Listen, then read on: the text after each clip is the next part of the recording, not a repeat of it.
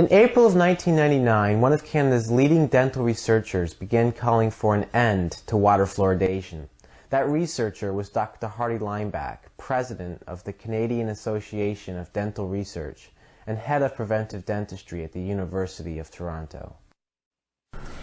And I guess I'm here in Mississauga because here we have in yourself a practicing dentist, an expert advisor to the Canadian Dental Association, and president of the Canadian Association for Dental Research, and the chairman, head of the Department of Preventive Dentistry at Toronto. But about a year ago, the name made headlines in Canada and beyond when you came out and said you were opposed to fluoridation. What led up to that? Basically, it started in 1992 when I helped a colleague of mine, Chris Clark, who's a public health dentist at University of British Columbia. Together we organized a workshop to look at the issue of whether or not fluoride supplements should be banned for children who are susceptible for dental fluorosis. Fluoride supplement is a tablet of fluoride that gives you the equivalent of a daily dose of fluoridated water. It's a dose that we had always assumed was necessary to protect kids in non-fluoridated areas. So this would be a tablet that they would swallow? Yes, or chew and swallow. Chew and swallow, yeah. And what was your conclusion about the benefit of those supplements? At the end of the conference, we had experts from all over the States and Canada come together. We came up with a new schedule saying basically, let's ban fluoride supplements for kids under the age of 3 because it was causing dental fluorosis. And it wasn't providing that much of a benefit at all. Now, what was it then that took you from opposing supplements before the age of 3 to opposing having fluoride in the drinking water? A number of events occurred. First, I was asked to reorganize another convention or conference on fluoride supplements because the organizations couldn't agree. So we convened again after 5 years in 1997. I invited a number of experts from all over the world, and we had a new conference on fluoride supplements. And during that time, I reviewed the literature as well and discovered that there really wasn't any evidence that fluoride swallowing does any good. Well, tell us more about industrial grade fluoride being used for the water supply. Tell us more about that. Well, I had always assumed that the fluoride that we're using to fluoridate the water supply was pharmaceutical grade sodium fluoride. Then I found out that the majority of the fluoride that's used in fluoridating water supplies in Canada, I got a federal government document documenting it. The majority of it is sodium or hydrofluorosilicylic acid or sodium silicates, fluorosilicates, and these are added to the water supply to produce 1 part per million fluoride in the water. They dilute this stuff down to 1 part per million. Apparently this dilutes all the contaminants that are in there down to levels that are allowed by the EPA. George Glasser showed me a list of all the contaminants in one of the articles he wrote, and I could not believe that we were actually dumping lead and arsenic and even radium, which is produced in the process of making this pollutant. From what I understand, the pollutant is recovered from the smokestack scrubbers in the phosphate fertilizer industry, and it's very rich in fluoride, very toxic. But of course, when you dilute it into the water supply, it goes down to 1 part per million, and supposedly is quite safe. My concern is that we're building up the contaminants in our system. We know that lead accumulates in soft tissues, the brain and bone. We know that actually lead accumulating in teeth make the teeth more susceptible to dental decay. My concern is also the radium contaminants that are found in hydrofluorosilicylic acid. This is known now from the phosphate fertilizer industry that when you make phosphate fertilizer, you release some of the radium from the earth, and this now gets recovered in this industrial grade fluoride that they recover from the smokestacks. They're putting this stuff in our water, And then I found an article saying that radium is the source, or one of the main reasons why we have osteosarcoma in Canadian children, an article written by Finkelstein showing the connection between radium in the water and osteosarcoma in children. How many dentists in Canada do you think are aware that this material, this fluoride that is put into the drinking water, actually is this industrial hazardous waste? Do you think most of them are aware or unaware? Most. If the only person teaching preventive dentistry didn't know about it, do you think anybody else would know? No, I don't think even a single dentist knew until it started becoming more of an open issue because of the anti-fluoridationists. When you talk to other dentists and they hear about this being an industrial waste product, does it faze them at all? Or what's the reaction? The first reaction is prove it. Yeah. They don't believe it. They don't believe it.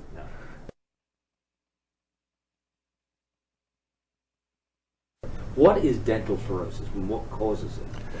Dental fluorosis is simply the malformation of dental enamel. And actually, dental fluorosis has affected not only the enamel but also the dentin. The dentin is the inside layer of the tooth. The surface layer is the enamel, and that's what we see. We see white spots on kids' teeth, and that's what we call dental fluorosis. The way it forms, basically, is that the fluoride interferes with the development of the tooth. I did 10 years worth of research in my laboratory studying tooth development, so I know how teeth develop. And Pam Den Besten and a few others have been looking at the effects of fluoride on tooth development. And we now believe that there are several mechanisms involved. Fluoride could be inhibiting the enzymes, the serine proteinases that are degrading the final traces of proteins that are left behind in the teeth.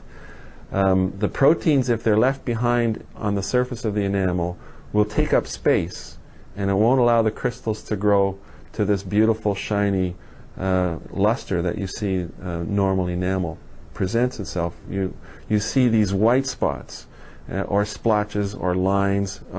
In more severe fluorosis, you actually see the surface layer flaking off. You see brown spots. The classical Colorado brown stain, we're now seeing that in North America in fluorosis area, in areas of fluoridated cities where kids are adding to the fluoride exposure with toothpaste.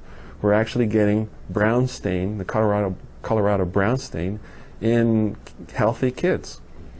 Now, it may not be a big concern to them, but the current concern I have, obviously, is that they've got too much fluoride in their system anyway. Well, that's actually my next question, because certainly in America, the various government agencies now dismiss dental fluorosis as a cosmetic effect. That it's, polish it off or do something with it, and it hasn't done any harm to the person. Could you address that question? Is it just a cosmetic effect? Should we be concerned about dental fluorosis for other reasons? Well, number one, simply a cosmetic effect is a brush off. What basically they're saying is that we're willing to accept a certain amount of cosmetic problems to prevent decay. Well, if the fluoridation isn't preventing decay anymore, and there's now plenty of evidence in the last 5 years that it's not preventing decay anymore, then the fluorosis that's being produced is now being treated for in many different ways. It's being treated by surface polishing, by bleaching, by porcelain veneers. If you actually estimate how much work is being done on kids with dental fluorosis, we're treating way more teeth for the problem of dental fluorosis than we would treat if there was a marginal increase in dental decay from taking fluoride out of the water. Most of the studies now show that the fluoridated cities have twice the incidence of dental fluorosis, and yet the decay rate is no different. Number two is that the fluoride is accumulating in these people. And I've got lots of evidence to show you that even if you stop the fluoride exposure at a very early age, the kids still get fluorosis in their back teeth because the bone is loaded with fluoride. their system develops or picks up so much fluoride from the overexposure from the water and the toothpaste and other sources from the diet that the bone has too much fluoride. The bone is the source of the fluoride that causes the dental fluorosis. Now, because they have so much fluoride in the bone, we have more concerns about tooth development, delayed tooth eruption, malocclusion, possible bone fracture, premature skeletal development or maturation. There are many concerns now that are appearing from research that fluoride in kids in their bone system is not good. Add to that the risk for osteosarcoma. Explain what osteosarcoma is. Bone cancer.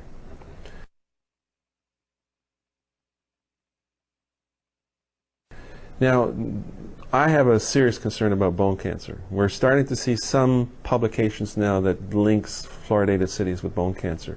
There may be a number of explanations for this. We now know that fluoride reduces testosterone.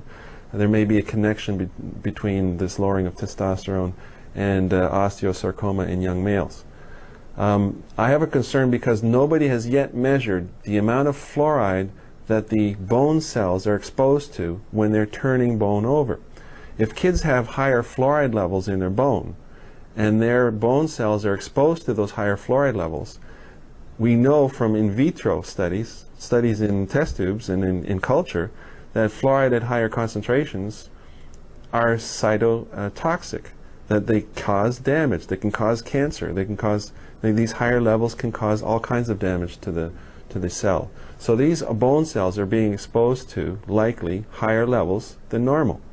And nobody has yet measured right locally, right next to the cell, how much fluoride these cells are being exposed to. Dental decay. I was concerned that people were accumulating fluoride in bone, in kids and elderly patients. At the time that all of these epidemiological studies were being published, where there's an increased risk for hip fractures. Danielson studies, Jacobs studies. These were studies that were starting to raise some concern in the medical community that perhaps fluoride could be causing some harm, some increased risk for bone fracture. So we set out to actually prove that 1 part per million wasn't really that detrimental, that it wasn't affecting the bones the way that some of these studies were suggesting. And that's how we actually got that it was safe. Yeah. Whether or not that's why we got funded, I mean, that's irrelevant. But the way we designed the experiment was simply to collect hip bones from people that were donating their hips during total hip implant surgery, compare the bone samples that we retrieved from people in Montreal, where Montreal is not fluoridated, never has been fluoridated, compare that to the Torontonians, Mount Sinai Hospital. We now have compared about 60 samples. It turns out that the Montreal bone samples have a very small variation in terms of their fluoride content and hover around 200 parts per million. The variation in the Torontonian hip samples is tremendous. It varies from 200 up to 2,500 parts per million. We're now looking at just looking at one disease entity, osteoarthritis, factoring in all of the age effects, etc., and not even looking at Toronto versus Montreal, just simply looking at the fluoride content. Now we have done that. What we have done now is to look at the fluoride content in the same type of bone, and we've discovered actually, or Debbie, who is the PhD student, Debbie Chashra, has discovered that there's a direct correlation between the fluoride content and the architecture of the bone. In other words, fluoride just from water fluoridation exposure, because we presume that the Montrealers and Torontonians have had the same amount of toothpaste exposure. Because in Canada, toothpaste, fluoridated toothpaste was introduced in the same time. We now believe that the little bit of fluoride that's been incorporated into their bone has affected their architecture. Now, whether that's positive or negative, we haven't got enough data yet to show. And the abstracts that we've published so far at the international meetings basically report these findings, that there are differences between Toronto and Montreal, that we are seeing effect of fluoridated water on the architecture of the bone. Whether or not this makes the bone slightly stronger or slightly weaker, we don't know yet. We do know from animal studies that the strength of the bone actually starts to decline the more fluoride you have in the bone. The fluoride makes the bone more brittle because the crystals are packed tighter, and these crystals actually make the bone like a crystal, like a more easily fractured crystal, and therefore a bone that's rich in fluorapatite or fluoride will break more easily. It's more brittle. And that would appear to be consistent with these 8 studies on hip fracture. Yeah. Well, the increase in fluoride that these people in the States have been exposed to from just water fluoridation may have contributed to the brittleness of their bone. Because the longer you live, obviously, the more fluoride you accumulate into your bone. And if you build up enough fluoride in your bone from the fluoride in the water, you may end up with bone that's slightly more brittle than average. And of course, we're concerned about hip fractures because that's a huge cost to the healthcare system. Studies show that it's devastating to these people, especially the old ladies, mostly women that are affected by this, end up in wheelchairs, and some don't live through the ordeal. They end up in nursing homes. There's been a study now saying that women would rather die than have a hip fracture because of the prospect of being in a nursing home in a wheelchair afterwards. So this is a huge issue that we should be addressing, and we should be looking very carefully at what we're doing to our bodies, everybody's body. So far, Torontonians have only been exposed for 30 or 35 years to fluoridated water. What's going to happen in 60 years? We're seeing patients with 2,500 parts per million fluoride in their bone. You don't see that in Montreal. So what's going to happen 30 years from now when people are 70 years old with 60 years of fluoridated water exposure? If we continue to expose our population to the level of fluoride that they're exposed to now, there's no question in my mind that we're going to see bone problems, severe bone problems, further down the road, 30 years from now. No question about it.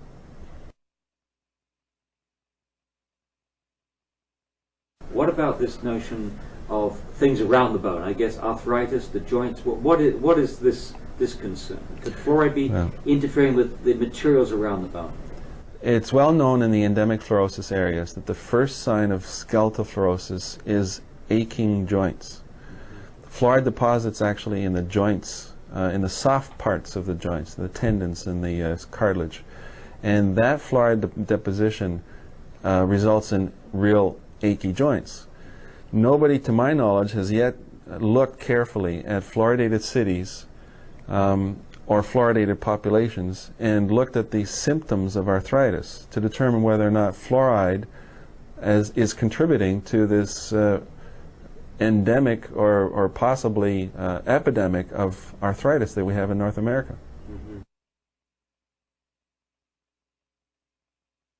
Could you give us any other concerns that you have? We talked about teeth and we talked about bones. What about beyond bones? I'm quite concerned because I'm now learning the chemistry behind fluoride mechanisms and its toxicology. And it's quite possible that fluoride, even at low levels, could affect essential mechanisms such as the cyclic AMP second messenger. Fluoride is a known activator of G protein. And we figure, or some people figure, that fluoride could be affecting all kinds of cellular metabolism through this G protein mechanism. I'm concerned about the effect of fluoride on thyroid tissue. I'm concerned about the effect of fluoride on a number of other tissues. We've learned now that it accumulates in the pineal gland, that it may be affecting melatonin production. I'm concerned about reproductive organs and its effect on reproductive organs. There's lots of animal studies to show that at higher doses it's devastating to the animal's reproductive systems. So, there are some studies that are coming out now looking at human beings in fluoridated cities where there's been 30, 40, 50 years of water fluoridation, we should be doing studies. We should be carefully looking at the effects of fluoride level exposures and the soft tissue effects. How's the dental community responded to this latest research and the things that you've mentioned, the pineal gland and the G proteins and the other studies that you mentioned? I can tell you that there's nothing in the literature that they would have read about the toxicology of fluoride.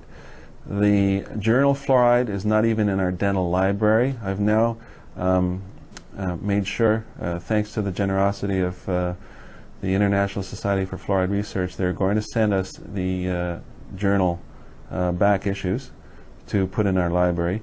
The dental community has no idea of the toxicology behind fluoride. The environmental issues is news to them. We really have to do our job to educate the dental community on the possible harmful effects of fluoride.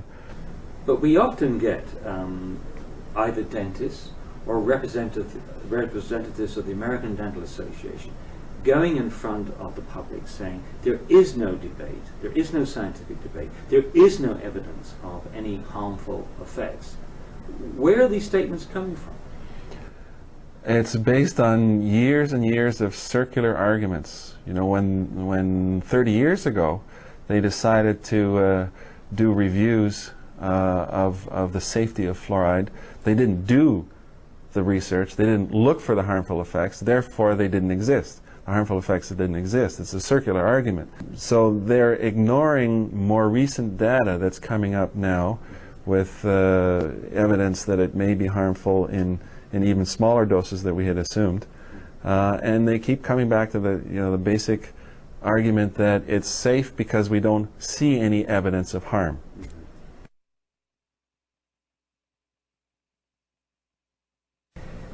Just about nearly 2 years ago, I had the enormous pleasure to interview the late Dr. John Cahoon in New Zealand. And when we got to the topic of osteosarcoma, he said that he knew parents of children who died from osteosarcoma. The people responsible for the healthcare system should look at the total risk-benefit and make a decision. If they actually start making estimates on the cost to the healthcare system, even if there is an underestimate of the hip fractures, if there's an underestimate of the bone cancers, is there underestimate of the hypothyroidism resulting from fluoride interference with iodine and thyroid function, an underestimation of the reproductive effects. If you even make those calculations and add that to the equation of dental fluorosis, it's quite clear that the benefits do not outweigh the risks. The risks are far too high. If I was to provide fluoride to a patient in this dental chair and not inform them about the risks involved in swallowing this fluoride, if they take this fluoride toothpaste home, now there's warning labels on the toothpaste, but if I give a special formulation to patients and I say, take this home and use it, it's going to prevent dental decay. If I don't provide warnings and discuss the precautions and the harmful side effects that might occur when you swallow this stuff, I could be sued in civil law, in a civil law court for not getting informed consent. Cities have never obtained informed consent from their residents after putting or before putting fluoride in the water supply. Why is it difficult to get people, dentists, doctors, and others to even look at this issue? I think because the national governmental organizations have publicly stated they want fluoride in the water to protect people from dental disease. You have to completely turn around 180 degrees organizations like the Center for Disease Control in Atlanta, the American Dental Association, the National Institute for Dental and Craniofacial Research, the NIDCR, which is a institute from the National Institute of Health. The public health associations recommend fluoride in the water. Everybody still recommends fluoride in the water. We have to eat away at each and every single organization and convince them that they're in the wrong position, that it can no longer be supported, possibly even legally.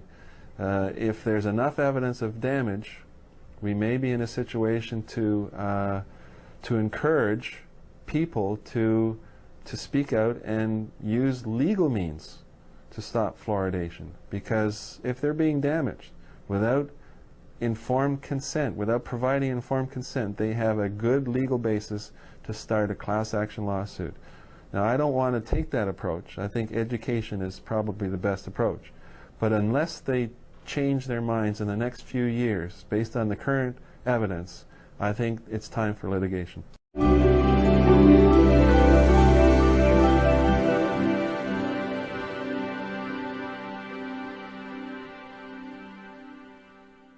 Hello, my name is Craig Steinmaus. I'm a associate professor of epidemiology at the University of California at Berkeley, and I've been a member of the Superfund program here for about the last 12 years. And I'm going to talk about our arsenic and cancer study in northern Chile. First, I'll talk about sources of arsenic exposure. There's a variety of sources of exposure here in the United States. We can get arsenic through food, rice, chicken. We can also get it if we work with arsenic occupationally. There's also arsenic in soil in certain areas. But by far the most common source of arsenic contamination worldwide and here in the United States is arsenic from naturally contaminated drinking water. And millions of people have arsenic in their drinking water worldwide. Tens of millions of people in Bangladesh, West Bengal, millions of people in South America, Europe, and here in the United States. This slide is from the United States US EPA, and it shows some of the areas that have arsenic exposure in the drinking water. These are public drinking water supplies, and you can see the red dots are areas that have high arsenic levels. This is results of a study that we did in western Nevada on private drinking water supplies. And we actually had arsenic levels in over 5,000 different wells in western Nevada, private wells. And you can see some of the levels are very high, including 70 wells that were over 1,000 micrograms per liter. The U.S. drinking water standard is 10 micrograms per liter, so this is over 100 times higher. But you can see the large number of wells at drinking water levels close to 1,000 or above 10 micrograms per liter here in the United States. So this is a topic that's relevant, not just worldwide, but here in the United States as well. Now, the importance of these exposures are they have been associated with a variety of different health effects. And you can see arsenic's been linked to cancer, skin cancer, lung cancer, bladder cancer. It's been linked to heart disease. It's been linked to certain skin lesions, reproductive effects, developmental effects, diabetes, and a variety of other health effects. Despite the current research on arsenic and what we know about arsenic and these links to these known health effects, there are a variety of questions that still need to be answered. And that's what we're trying to do in our arsenic study in Chile. One of them is, what are the health effects in children? Most of the previous studies have been on arsenic exposures in adults. But what about children that are exposed? And not only the health effects in childhood, but what about the health effects of people that are exposed as young children or as a fetus in utero? And does that affect their risks of health effects later in life when they're an adult? Those questions still need to be answered. And that's what we're trying to do here in Chile. So this is a map of Chile, and you can see it's a long, narrow country, and we do our research studies up in the north, in regions 1 and 2 in the northern part of Chile. And it's an interesting area because on the west coast, you have the beautiful Pacific Ocean and these beautiful coastal towns. And on the eastern side of Chile, you have what I would call these beautiful Andes Mountains. But in between, it's dry desert. And some people call it the driest habitable place on Earth because it rarely rains there. In certain areas, maybe once every 10 years, you'll get a couple of millimeters of rain. Again, very, very dry. And it reminded me of something I recently saw on the news. These are pictures from Mars. And I can see a nice resemblance between Mars and northern Chile. Again, both very dry, very little rain. There's a couple of advantages of studying arsenic exposure in northern Chile as opposed to other areas. One is the fact that it is so dry. Because it's so dry, there's very few individual water sources. Most of the water in northern Chile to the large towns in northern Chile comes from these large rivers that flow down from the Andes Mountains through the desert and out to the sea. And these large rivers are usually diverted to the big cities in the area and used for drinking water. But again, very few individual water sources. This is unlike other areas, including the United States, where there's thousands and thousands of different private wells, public water supplies, and other water sources. Another advantage is that there's a lot of exposure data that's available in northern Chile. We have arsenic concentrations on all the major water supplies for the last 40 years or more. And the advantage of this is that most people live in the cities. In fact, almost everybody lives in the cities. So if they live in the cities, we know what their arsenic level was because we know the arsenic concentration in that city's drinking water supply, and we know that for the last 40 years or more. And that's important because of this concept of latency. And what latency means is that when you're exposed to arsenic, you don't get cancer the next day, or the day after, or the week after, or even the year after. You'll get cancer 20 or 30 or 40 years later. So that's important. If we're studying people that have cancer, we don't need to know what their exposure was yesterday. We need to know what it was, again, 30, 40, 50 years ago. And that's the advantage of studying things in Chile, is because we have those data on past exposure. Another advantage is in the largest city in the area, Antofagasta, nearly 300,000 people, there was a very distinct period of very high arsenic exposure. You can see on the right-hand side of this slide, beginning in 1958, a large river was diverted to the city of Antofagasta and used for drinking. And that river had these incredibly high levels of arsenic. Again, 80 to 100 times the U.S. regulatory standard. And then in 1970, they discovered that there was some health effects from these very high arsenic levels, so they installed a treatment plant. So again, we have this very distinct period of high exposure where hundreds of thousands of people were exposed. And that's pretty rare in environmental epidemiology. I can't think of a situation like that anywhere else. Now, the advantage of that is it lets us look at a couple of things. One is we can see how long cancer rates last after the arsenic exposures have stopped. In other words, what we did was we went into the study area relatively recently, 2008 to 2010, and we assessed new cancer cases during that period. So we can see if the rates of cancer in this particular area are still high. And again, it's almost 40 years after the exposures have stopped. Another advantage of this particular study area is we can look at people who were born during the high exposure period. In other words, people born from 1958 to 1970. And we can look at their cancer rates now. So we can see if, and those people who were born during that particular period will now be age 40 or 50 up to age 60. So we can see if what you're exposed to when you were born, does that increase your cancer rates at age 40 through 50s through 60s? And again, I don't know too many studies that have been able to look at that. And we can also not only look at people that were born during the high exposure period, but people that were born well before the high exposure period. So those people would have been adults and would have only had adult-only exposure during the high exposure period. So we can compare those two groups. So that's what we did. We went into northern Chile and we did a case control study where we collected information on 302 lung cancer cases, 232 bladder cancer cases, and 123 lung cancer cases, and then a group of 640 randomized controls. And we assessed their drinking water exposures over their lifetime and information on what we call confounders, other factors that might affect their cancer rates, including smoking, family history, medical history, and a variety of other data, again, on all these subjects. And to do that, we established a pretty complex infrastructure in the study area where we had laboratories, research offices, a research team, and a group of pathologists and radiologists in each one of the 4 major study centers in the study area. That's Arica, Iquique, Calama, and Antofagasta. So a very large infrastructure that we had to set up in the study area and in Santiago, as well as here at UC Berkeley in the United States. So that concludes my presentation on arsenic exposure and our study in northern Chile. Again, millions of people worldwide are exposed to arsenic. Arsenic can cause some major health effects, including cancer and heart disease, diabetes, and other health effects. And we feel that northern Chile is probably the best place in the world to answer some of the remaining questions on susceptibility, cancer risks, and other factors. Thank you.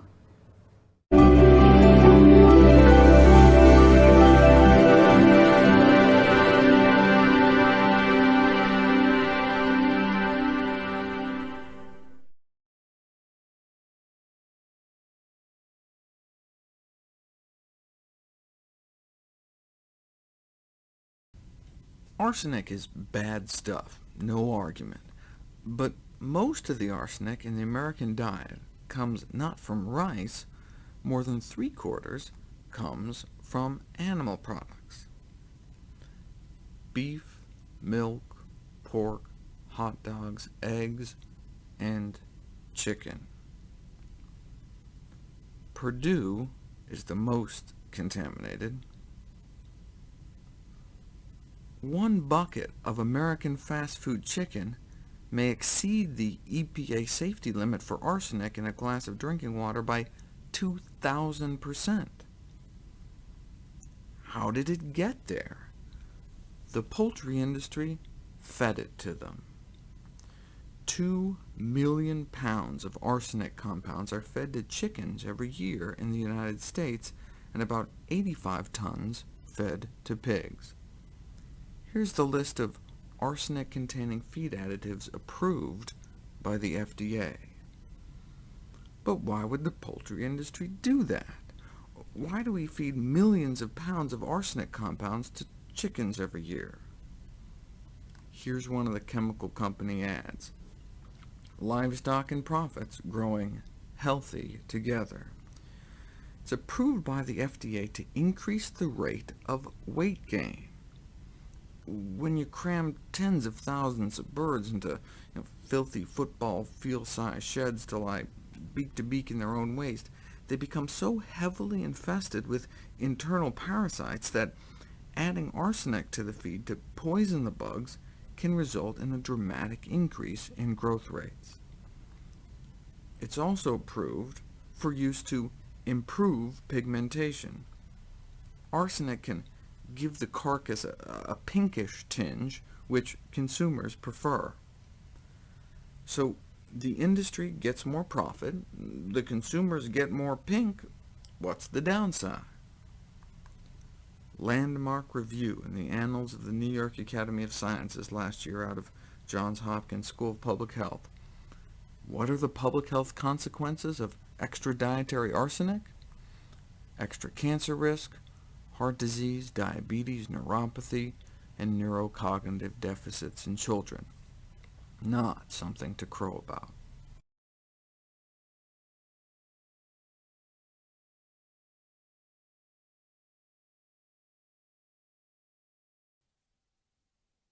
Dietary practices influence our exposure to pesticides, toxic heavy metals, and industrial pollutants. A diet high in fish and other animal products, for example, results in greater exposure to these pollutants than does a more plant-based diet, because these compounds may accumulate up the food chain. Researchers at UC Davis analyzed the diets of children and adults in California to see just how bad things have gotten. Cancer benchmark levels were exceeded by all children, 100% of children tested. For arsenic, the banned pesticides dieldrin and DDT, metabolite DDE, as well as dioxins, and not just by a little. More than 100 times the acceptable daily exposure for arsenic in preschoolers, school-aged children, parents, and older adults, about 10 times the acceptable levels for these various pesticides, and up to 1,000 times the daily dose for dioxins. Where are all these toxins coming from? The number one source of dioxins in the diets of Californian preschoolers, kids, parents, and grandparents appears to be dairy, followed by meat, then white potatoes, refined grains, mushrooms, poultry, fish. Our DDT legacy these days is also mostly from dairy. Dieldrin was created as a safer alternative to DDT, but was banned 2 years later, in 1974, though still found in our bodies, mostly thanks to dairy, meat, and evidently cucumbers. Chlordane made it into the 80s before being banned, though we're still exposed through dairy and cukes. Lead is also food-wise, mostly from dairy, and mercury, not surprisingly, mostly from tuna and other seafood. But arsenic was surprising, mostly from chicken in children. Why? Let me tell you a tale of arsenic in chicken. Arsenic is well known as a poison by anyone who reads mysteries or the history of the Borgias. With its long and colorful history, arsenic is not something that people want in their food. So when a biostats student went to the USDA 17 years ago in search of a project for his master's degree, he decided to look into it. And what he found was this startling difference. Arsenic levels in chicken were like 3 times that of other meats. His veterinary colleagues were like, duh, though. I mean, don't you know we feed 4 different types of arsenic-containing antibiotic drugs to poultry? Since, like 1944? So while arsenic-based drugs have been fed to poultry since the 40s, recognition of this source of exposure for humans only occurred after this student churned through the data. It was published in 2004, expanded upon in 2006. The National Chicken Council was none too pleased, saying lots of foods are contaminated with arsenic. By focusing specifically on chicken, the Institute for Agriculture and Trade Policy makes it clear that their true objective is to force chicken producers to stop using these safe and effective products, by which they mean these arsenic-containing drugs, which they admit to using, but say, don't worry, they use organic arsenic, not the inorganic form made infamous in Arsenic and Old Lace. That is, apparently, until you cook it. When you cook chicken, it appears some of the arsenic drug in the meat turns into the Arsenic and Old Lace variety. And so, the Poison-Free Poultry Act of 2009 was introduced into Congress. You can tell how well that did based on the subsequent introduction of the Poison-Free Poultry Act of 2011, to which they said, poison poor poultry, pish-posh. And so in 2013, a coalition of 9 groups got together and sued the FDA. And by December 31st, 2015, all arsenic-containing poultry drugs were withdrawn. And so as of 2016, arsenic will no longer be fed to chickens. The bad news is that without the arsenic-containing drug roxarsone, chicken may lose some of its appealing pink color. In the end, the poultry industry only got away with exposing the American public to arsenic for 72 years. It should be noted that the European Union had never approved such drugs in the first place, saying, feed our animals arsenic? No thanks. Nein danke. No grazie. No merci. Europe also long since banned the urgent threat to human health posed by feeding farm animals millions of pounds of human antibiotics, a problem that gets worse every year instead of better, feeding chickens en masse literally tons of drugs like tetracyclines and penicillins to fatten them faster, dating back to 1951, where drug companies whipped out the all caps to promise big profits. A dangerous practice the poultry industry had gotten away with for 66 years and counting.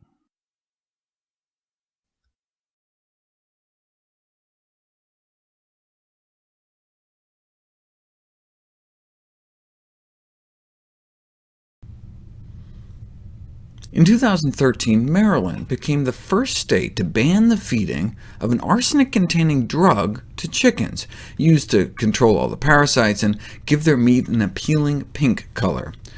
In 2011, FDA found that the livers of chickens fed this drug had elevated levels of inorganic arsenic, a known human carcinogen.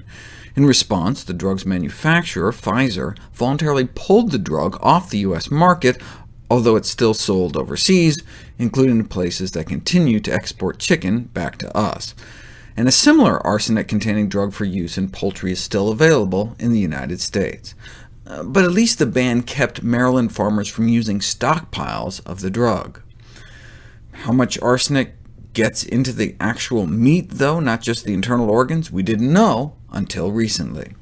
Researchers at the Johns Hopkins School of Public Health coordinated the purchase of chicken breasts at grocery store shelves in 10 cities across the country and found 70% of samples of chicken meat from poultry producers that didn't prohibit arsenic drugs were contaminated with the cancer-causing form of arsenic at levels that exceeded the safety thresholds originally set by the FDA, that is, before they relented and admitted there's really no safe level of this kind of arsenic. See, when the drug was first approved, scientists believed its organic arsenic base would be excreted unchanged, and organic arsenic is much less dangerous than inorganic arsenic.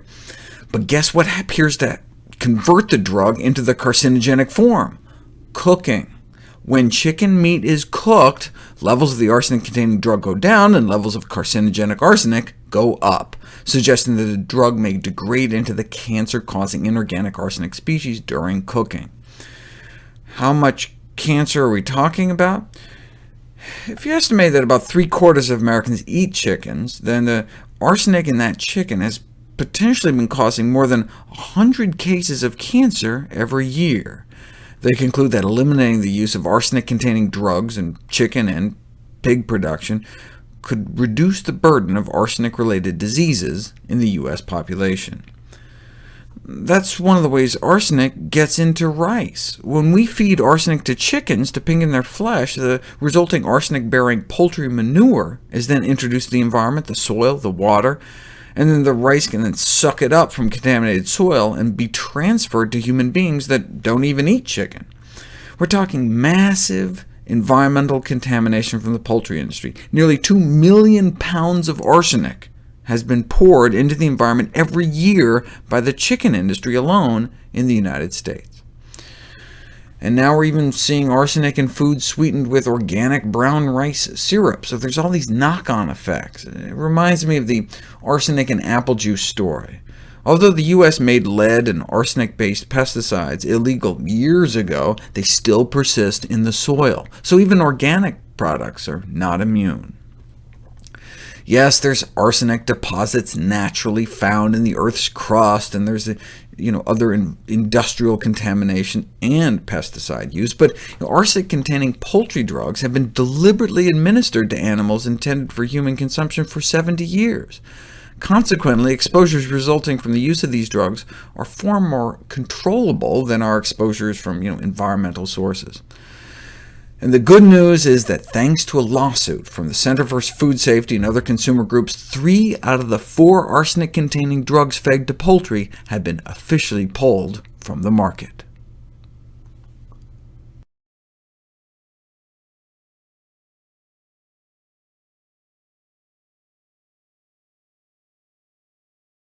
The U.S. Food and Drug Administration has been monitoring the arsenic content in foods for decades.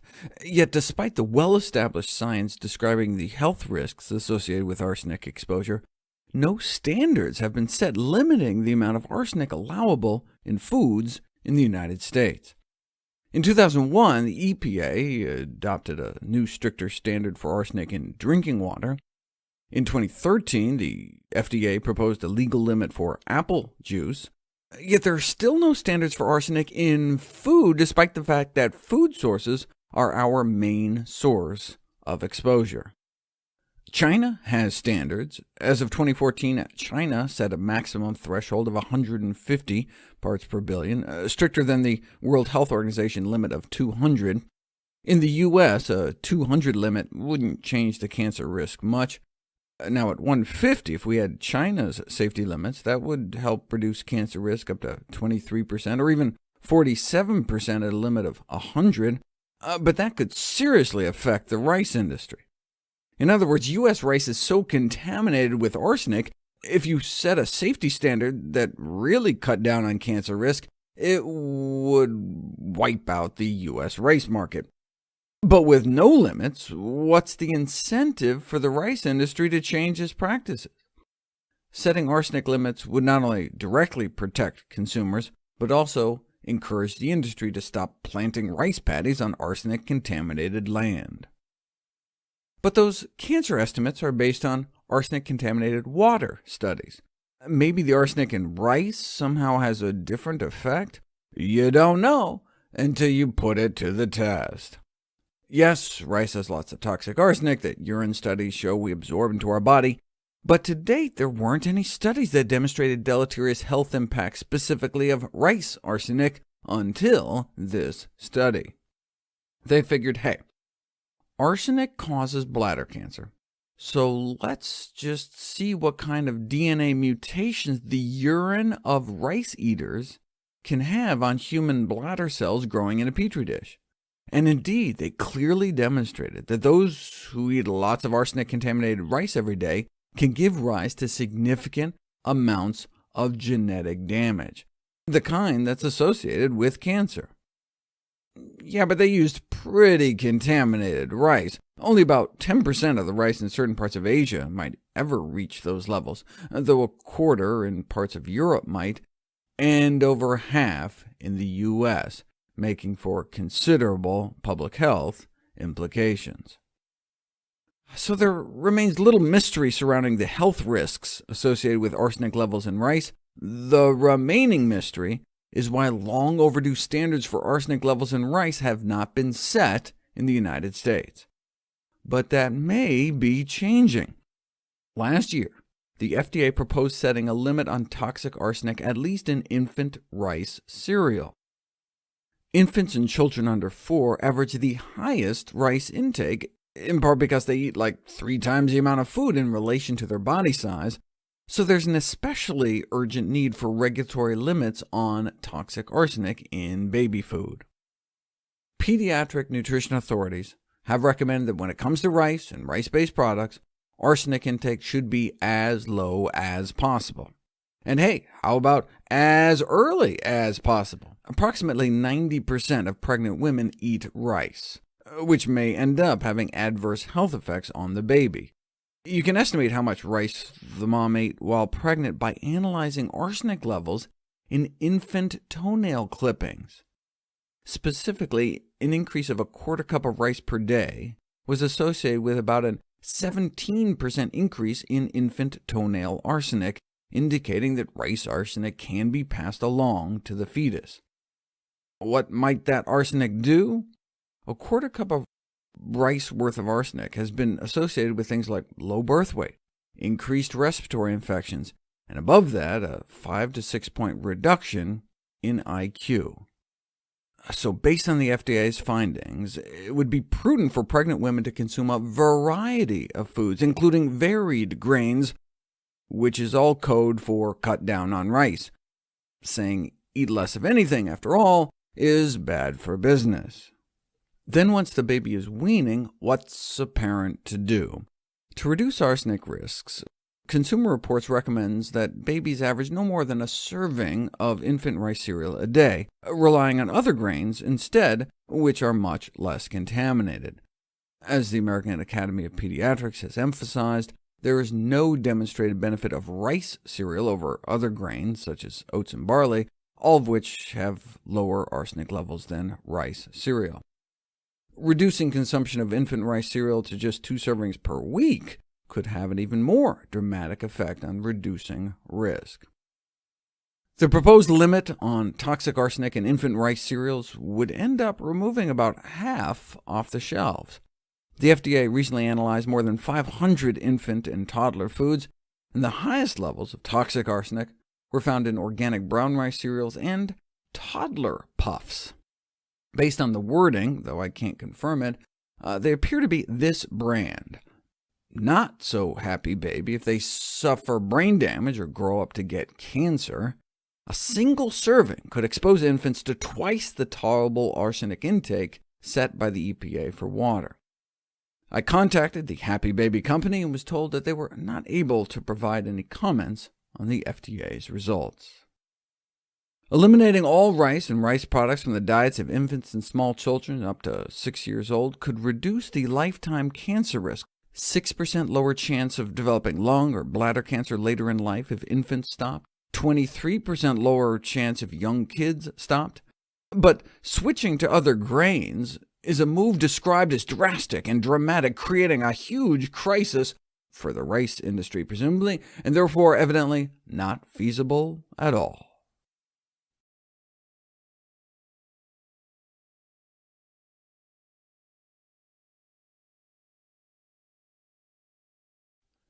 Given the level of arsenic in rice, how could we figure out how much rice is too much?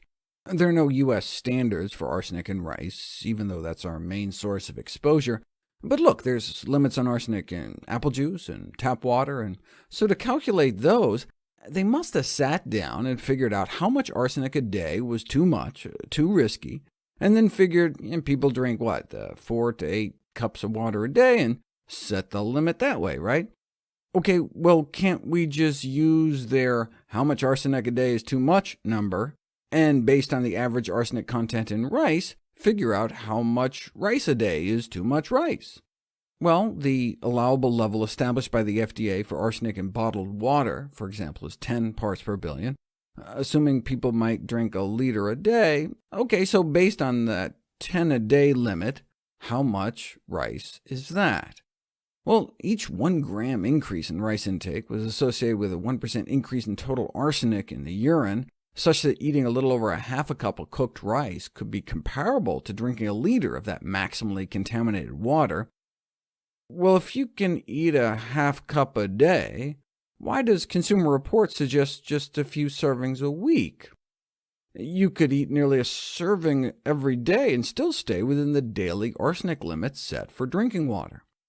Well, Consumer Reports felt the 10 parts per billion water standard was too lax, and so went with the most protective standard in the world, found in New Jersey. Isn't that cool? Good for New Jersey. OK, so if you use 5 instead of 10, you can see how they got down to their only a few servings of rice a week recommendation. Presumably that's based on average arsenic levels in rice, so if you choose a lower arsenic rice with only half the level, can you have 4 servings a day instead of 2?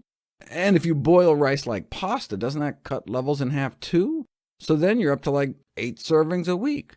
So based on the water standard, you could still apparently safely eat a serving of rice a day if you choose the right rice and cooked it right.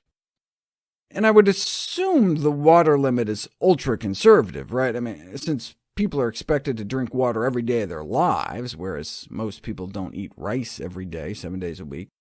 I assumed that, but I was wrong. It turns out the opposite is true. See, all this time I was assuming the current drinking guideline exposure would be safe, which in carcinogen terms is usually 1 in a million, as I mentioned before. That's how we typically regulate cancer-causing substances. Some chemical company wants to release some new chemical, we want them to show us that it doesn't cause more than 1 in a million excess cancer cases. Of course, we have 300 million people in this country, so that doesn't make the 300 extra families who have to deal with cancer feel any better, but that's just a kind of agreed-upon acceptable risk. The problem is, according to the National Research Council, with the current federal drinking water standard for arsenic of 10, we're not talking an excess cancer risk of 1 in a million people, but as high as 1 case in 300 people. What? My 300 extra cases of cancer just turned into 1 million more cases? 1 million more families dealing with a cancer diagnosis? This is 3,000 times higher than a commonly accepted cancer risk for an environmental carcinogen of 1 in a million. If we were to use the normally accepted 1 in a million odds of cancer risk, the water standard would have to be like 500 times lower, 0.2 instead of 10. Even the New Jersey standard is 250 times too high. It's a rather drastic difference, but underlies how little precaution is instilled in the current guidelines. OK, so wait, why isn't the water standard 0.02 instead? Because that would be nearly impossible. We just don't have the technology to really get arsenic levels in the water that low. The technologically feasible level has been estimated at 3. OK, so why is the limit 10 and not 3? The decision to use a threshold of 10 instead of 3 was mainly a budgetary decision. Otherwise, it would cost a lot of money. So the current water quote-unquote safety limit is more motivated by politics than by technology. Nobody wants to be told they have toxic tap water, and so they might demand better water treatment, and that could get expensive. As a result, many people drink water at levels very close to the current legal guideline, not aware that they are exposed to an increased risk of cancer. Even worse, 1 million of Americans drink water exceeding the legal limit. all these little red triangles. But even the people living in areas that meet the legal limit must understand that the current arsenic guidelines are only marginally protective. Maybe we should tell people that drink water, i.e. everyone, that the current arsenic regulations are really just a cost-benefit compromise, and that, based on usual health risk models, the standards should be much lower. People must be made aware that the target should really be as close to zero as possible, and that when it comes to water, at least we should aim for the reachable 3 limit. Okay, but bottom line, what does this mean for rice? Well, first of all, so much for just trying to get rice down to the so-called safe water limit, since that already way exceeds standard carcinogen risks and is more based on feasibility and cost-benefit compromises, allowing for roughly a 500 times higher risk of cancer than is normally considered acceptable. So while authorities ponder when and how they will regulate arsenic concentrations in rice, maybe we should curtail or strongly limit our consumption of rice.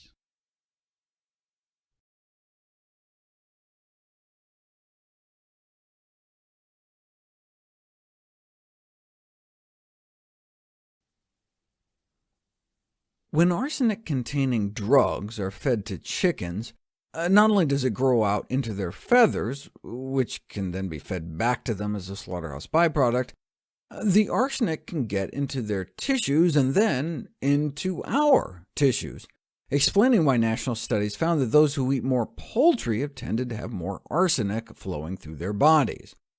Why would the industry do that? In modern poultry CAFOs, these concentrated animal feeding operations, there can be 200,000 birds under one roof, and so the floors of these buildings become covered with feces. While this so-called factory farming decreases cost, this also increases the risk of disease. That's where arsenic-containing drugs and other antibiotic feed additives can come in to try to cut down the spread of disease in such an unnatural environment, to which you can imagine smug vegetarians gloating how glad they are they don't eat chicken. But what do you think happens to the poop? The arsenic from the drugs in the feed can get into our crops, into the air, and into the groundwater, and find its way into our bodies, whether we eat meat or not. Yeah, but how much arsenic are we really talking about? Well, we raise billions of chickens every year, and if historically the vast majority were fed arsenic, then if you do the math, we're talking about dumping 500,000 pounds worth of pure arsenic into the environment every year, much of it onto our crops, or shoveled directly into the mouths of other farm animals. Most of the arsenic in chicken waste is water-soluble, so there are certainly concerns about it seeping into the groundwater. But if it's used as a fertilizer, what about our food? Studies on the levels of arsenic in the U.S. food supply dating back to the 70s identified 2 foods, fish aside, with the highest levels, chicken and rice, both of which can accumulate arsenic in the same way. Deliver an arsenic-containing drug like roxarsone to chickens, and it ends up in their manure, which ends up in the soil, which ends up in our pilaf. Rice is now the primary source of arsenic exposure in a non-seafood diet. I was surprised to see mushrooms in the top 5 food sources of arsenic, but then not so surprised when I found out that poultry litter was commonly used as a starting material to grow mushrooms in the United States. And over the years, mushroom arsenic content has rivaled the arsenic concentration in rice, though people tend to eat more rice than mushrooms on a daily basis. And arsenic levels in mushrooms did seem to be dipping starting about a decade ago, confirmed in this latest 2016 paper that looked at a dozen different types of mushrooms: plain white button mushrooms, cremini, portobello, shiitake, trumpet, oyster, nameko, never heard of it, maitake, alba clamshell, brown clamshell, never heard of those either, and chanterelle. Now only averaging about half what rice is running. Just like some mushrooms have less arsenic than others, some rice has less. Rice grown in California has 40% less arsenic than rice grown in Arkansas, Louisiana, Mississippi, Missouri, and Texas. Why? Well, arsenic-based pesticides have been used more than a century on millions of acres of cotton fields. Noted to be a dangerous practice back in 1927, arsenic pesticides are now effectively banned. So it's not a matter of buying organic versus conventional rice, because millions of pounds of arsenic had already been laid down in the soil well before your rice was even planted. The rice industry is well aware of this. There's an arsenic toxicity disorder in rice called straighthead, where if you plant rice in soil too heavily contaminated with arsenic, it doesn't grow right. So instead of choosing cleaner cropland, they just developed arsenic-resistant strains. So now lots of arsenic can build up in rice without the plant getting hurt. Can the same be said, however, for the rice consumer? Same story with wine. Decade after decade of arsenic pesticide use, and even though they've been banned now, arsenic can still be sucked up from the soil, leading to the pervasive presence of arsenic in American wine, which could pose a potential health risk.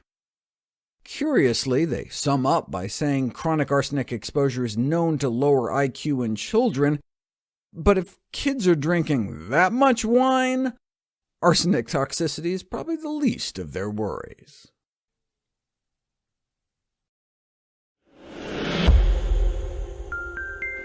In case you find these videos useful, please share them with others so we can help them too.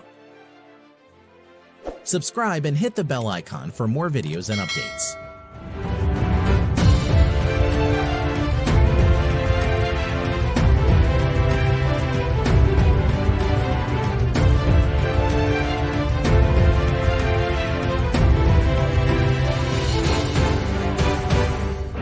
Thank you very much for watching.